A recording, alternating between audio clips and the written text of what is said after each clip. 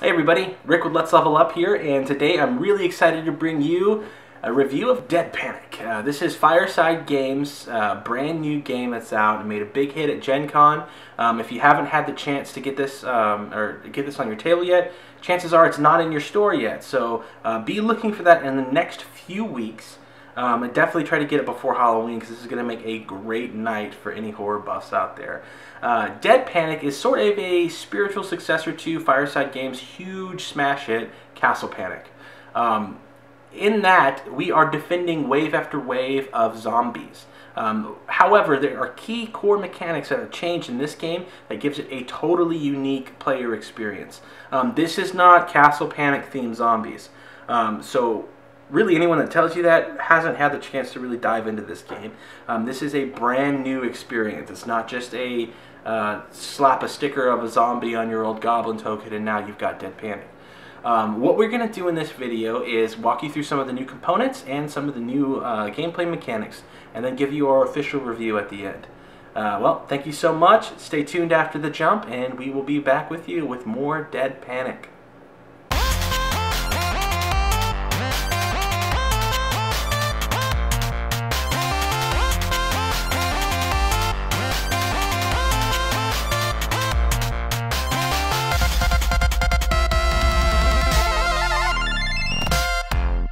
Alright, so here's the board to Dead Panic, and at first glance it's very similar to what we see in Castle Panic, right?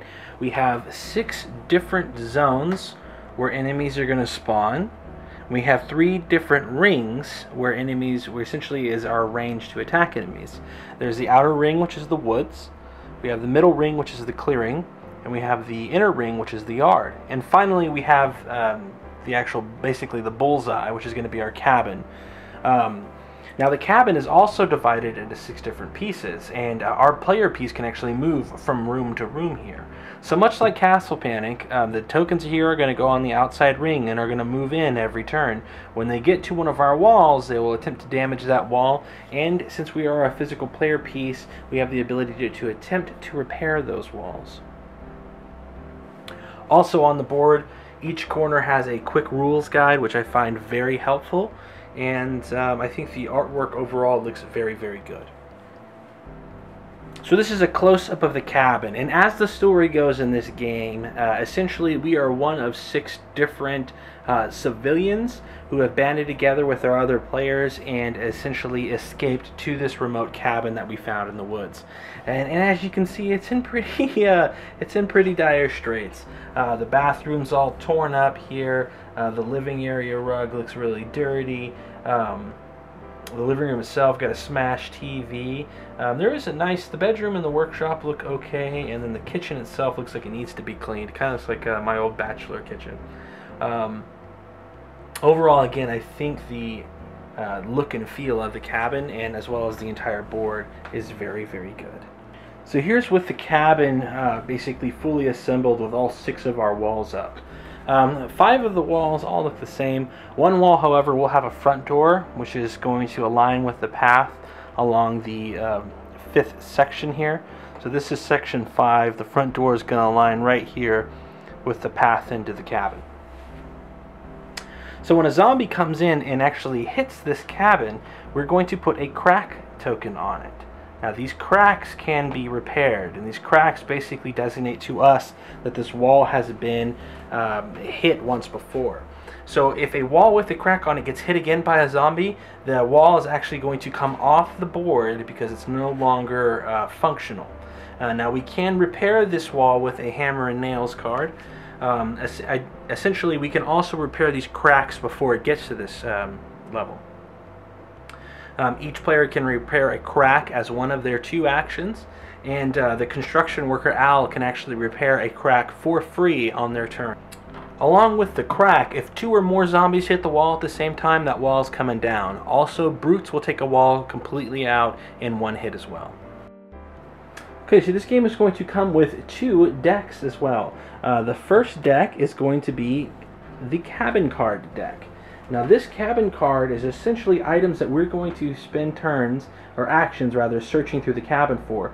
Most of these are going to be weapons. However, there is at least one very bad card in here in this deck.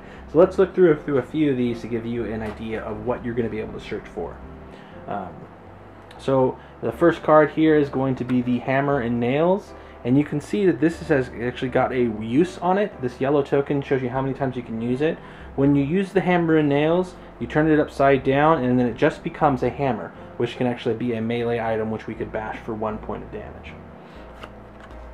We have an energy drink, grip tape, there's a machete, there's a chainsaw, everyone's personal favorite zombie destruction device, a helmet, an EpiPen, rope, an AK-47, a rifle, a candlestick, flare gun, crossbow, pistol, an elephant gun, or as I like to call it, the trimmer gun. If you remember trimmers. Another Hammer and Nails card, pipe wrench. So there's only a limited number of these in this deck. So essentially when all of these are exhausted, you're going to shuffle them back in and create a new deck. And every character is going to have a hand limit of 5 cards that they can hold at one time, with the exception of Barbara the Convict, who can hold actually 6 cards. So you're going to want to set this somewhere close by so that everyone will have access to it. After everyone's spent their 2 actions, you're actually going to draw from our second deck here, which is going to be an event card. Now this event card is going to do 2 things. One, it's going to set the tone for the rest of the round as far as what all zombies can do. It also is going to tell you how many zombies are coming. So let's take a look at the first one here. The first card we have is called Enraged. And Enraged says all zombies add +1 to their fight number during the fight zombies phase this turn. So this card actually will make zombies stronger, and it's got a dice token here in the upper left corner. This means that we're going to roll 1d6 and then put that many zombies out on the table depending on what that roll is. So we can potentially get 6 zombies out on this turn. Some of the other cards, let me just flip this over here. Some of the other cards like Shambler Storm are going to have a pound sign on it. Pound sign is the number of players here. Sometimes you'll see an asterisk, which will actually tell you here in the text how many to play. Sometimes it'll give you a straight up number like 4, and that's 4 zombies. Sometimes it'll say number of players plus or minus a value, like it does here, where it says +3. And this is attracted by gunfire. So this deck here is going to be kind of the way the game is going to spawn more zombies, and the way that things are going to get really, really tough for you and your fellow cabin people. Okay, so at the start of the game, we are going to select our character role. And there are 8 roles to choose from, and this is actually going to be represented by this character sheet, and also with a token. Actually 2 tokens. One is your normal player token, and one is your zombie token in case you succumb to the waves of undead. So Julie here is a delivery driver, and in the top right corner you're going to be able to see her role. It'll show you what your current hit point value you are till you die, and then a order of play, and then also possible actions here for quick reference for players. This right here are the things that Fireside excels on beyond so many companies out there. These little flavor bits here that let you get the quick rules here on your character card. That way it's not just a wasted token, right? So Julie's special ability is that once per turn you can draw 2 cards for 1 action, you keep a card, and then you give a card to another player. And giving is something you can actually do as an action, so you can do this for free. So essentially you can draw 2 cards and give 1, as long as you are in the same space on the cabin. Al here, we've talked about earlier, Al's the construction worker, and Al lets us essentially repair 1 crack in a wall for free. Father Michael, on your turn you may give 1 of your actions to another player for immediate use. Sandra, once per turn you may spend 2 bullets with 1 action. Ray, spend 2 actions to move the injury token on your character or a character in the same space as you back a space.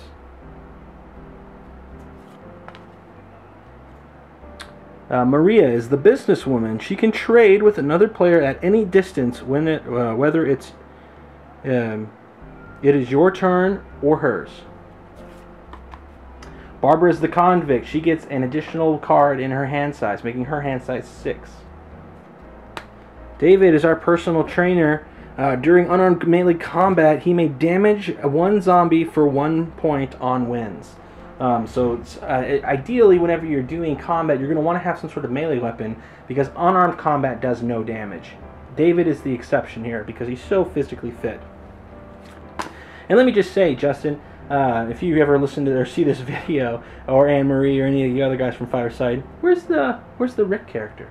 Everybody needs an out-of-shape blogger as one of their character roles. Maybe order pizza on a die roll of 6 or something like that. I don't know. We'll talk about it if I ever see you guys again. So along with that, each of these characters, you're going to pick your character token, and they've got a base here that you can assemble. And you're also going to find the appropriate zombie token for them as well. The game's going to come with 2d6. And the game is going to come with a sweet Dead Panic monster bag. And this is where you're going to be pulling your zombie tokens out of. So speaking of zombies, let's take a look at the different types of zombies that are going to come with this base set.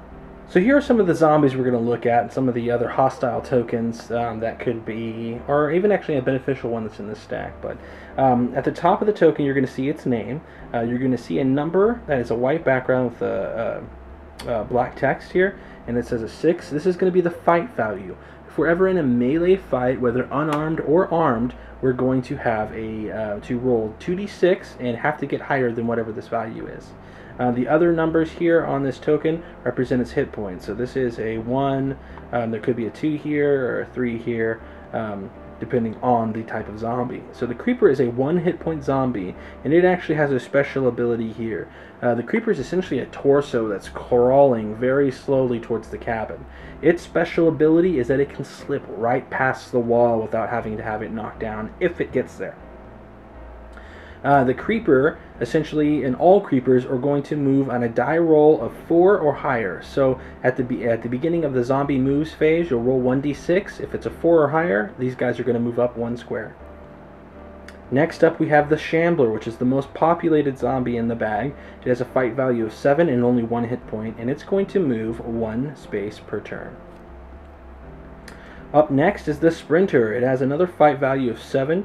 However, it can move twice in its turn, and it has 2 hit points. So this is actually one of the more common of the special types of zombies, and this one's going to be a real big pain in the butt because it moves twice right out of the gate, and twice every turn. Next up, we have the Brawler. The Brawler is going to have a fight value of 8, and it wins ties against players. It's going to have 2 hit points available to it. Now finally, of the common types of zombies, we have the Brute.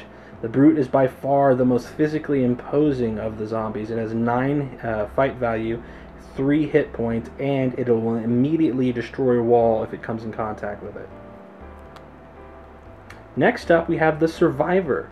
Now the Survivor is actually a special token because the Survivor is going to come originally like this. Survivor is actually a key piece to this game.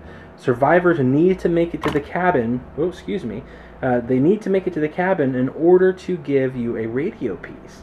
Once all 3 radio pieces have been disabled, you can then call for help and attempt to make it to the van to win the game. However, if the zombie's value gets reduced to 0, it becomes a evil survivor, and it doesn't have the radio anymore, and it becomes basically a shambler at that point. If in the event your character dies, you come back as a zombie hero, or essentially a character hero, and you can actually put points in on your character card, but your token is going to be replaced by this guy, and you'll have a 3 points. So let's take a look at zombie heroes really quick. So we have Julie here.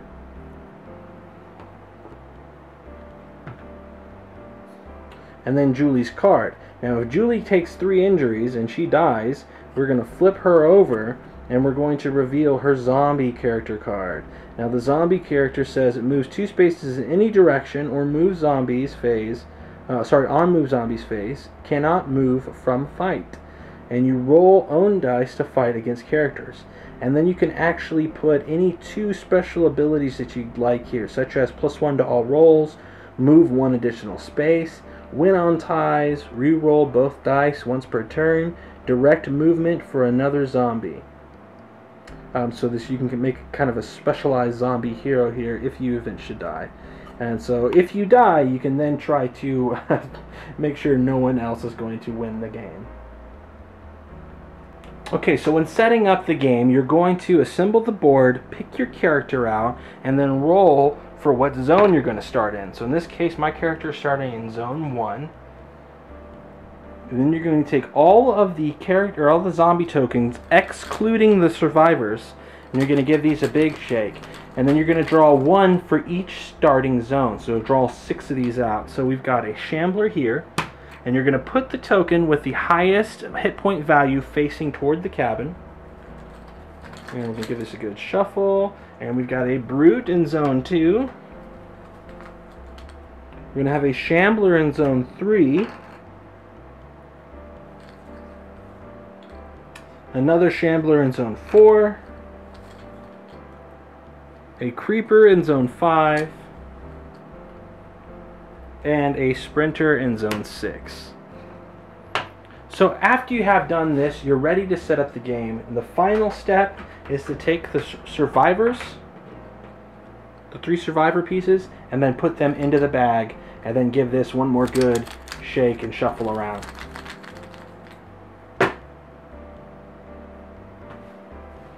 Okay, so an example of play. There's some things that I can do on my turn. So the first order of the play is going to be actually for all players to collectively spend their actions. Each player piece gets 2 actions that they can spend. And these actions could be to draw a cabin card, to use a cabin card that I've actually had, to move 1 space, or to basically move 1 room in the cabin,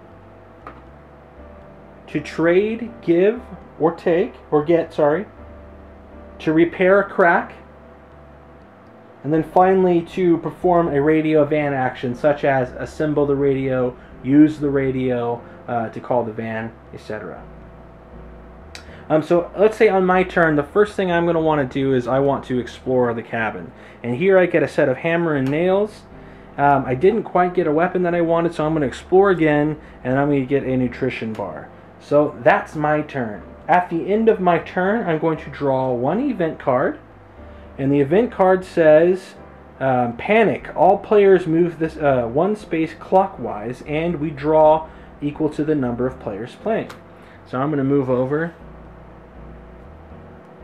and since there's only me right now, I'm going to just draw 1 tile for the sake of this video.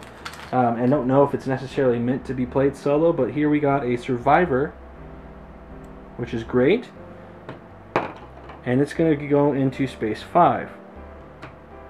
So I'll put him down here. Now we're going to move zombies. Now to move zombies, essentially I start at space 1 and then I move around the board and we move all zombies. But first we see if creepers move. So we're going to take a die, we're going to roll it, and we got a value of a 3. That's not a 4, so creepers will not move this turn. But our shambler will, the brute will, this shambler will, and the sprinter will move twice to get right up there on the cabin. So again, as long as the walls are up, I'm safe with the exception of the brute. However, right now there's only 1 of me. Generally, I'm going to have at least 1 ally, so this is kind of a rare thing. Oh, and I'm sorry, survivors always move first. So this survivor is going to move 1 step towards there. When the survivor gets in through this door, he's going to drop a radio piece here, and the radio piece is its own token. Excuse me.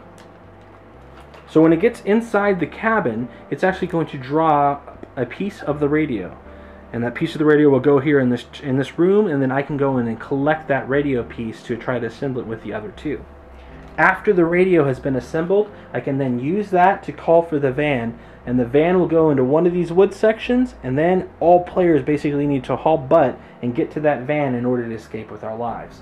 That's how you win the game. In this game, there are a lot of ways to lose and only 1 way to win. Now, if you're used to Castle Panic, you know the win condition is to basically kill all of the creatures. However, that is not the case with Dead Panic. Dead Panic, this is undead we're talking about. They keep coming and they keep coming and they keep coming. And when we die, we become them.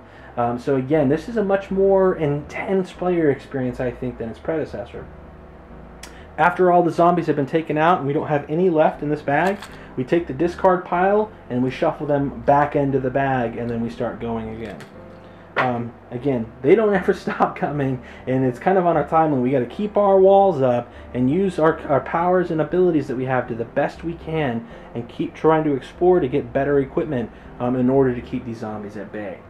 That's essentially how the game is going to be played. If I'm ever in a situation where I'm in a square with a zombie, a fight's going to ensue, and then I'm going to use hopefully a melee item I have, and I'll roll 2 dice.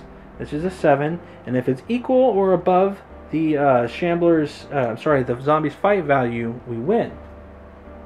Except for against the brawler, who wins ties, unless you have an item that says you win ties, like the lead pipe or the pipe wrench. Unarmed combat does 0 damage. It just keeps you from taking a point of damage.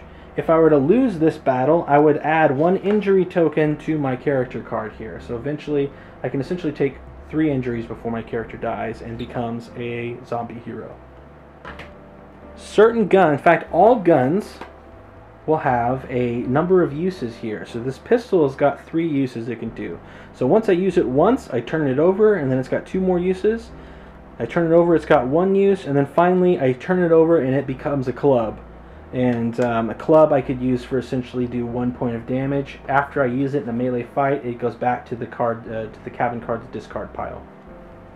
Here are the 2 remaining tokens which you've yet to talk about. One's going to be the van, which will come into play after we've assembled the radio and used it, and the van will essentially appear in the woods section of 1 random zone. And the bait token. The bait tokens is interesting because this determines where the zombies are essentially going to be trying to go, and in the event of multiple people being in 1 square, this is who the zombies are going to go after. And that's about it for Dead Panic. So follow us after this, and we will be back with our review. So that was Dead Panic. All in all, I think Justin DeWitt has a really, really good game here. Fireside Games are known, at least to me, for producing quality components and quality gameplay mechanics, and they hit the money right on the head. I think Dead Panic is definitely a 9 out of 10, and I think you should definitely try to get it on your shelf as soon as possible because this game is awesome. It's a great cooperative experience. You can play it with really any number of age range, and it plays 2 to 6 players. So it's something that I think everyone can be a part of and really enjoy. And you can probably even play this solo as well and have a great time doing it, as long as you don't mind controlling more than 1 character. With the new fact that I am an actual piece on the board, it adds a new level of suspense that I think House of Panic was missing. And in this game particularly, I think is a bit more difficult than its predecessor.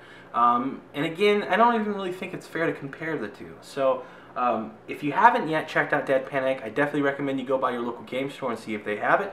If they do, pick it up before somebody else does, because this game is awesome, and I think you guys will all love it. Thank you so much for watching this video. As always, you can follow us on Twitter and Facebook, and please subscribe to this channel if you found this helpful. Thank you so much, and game on.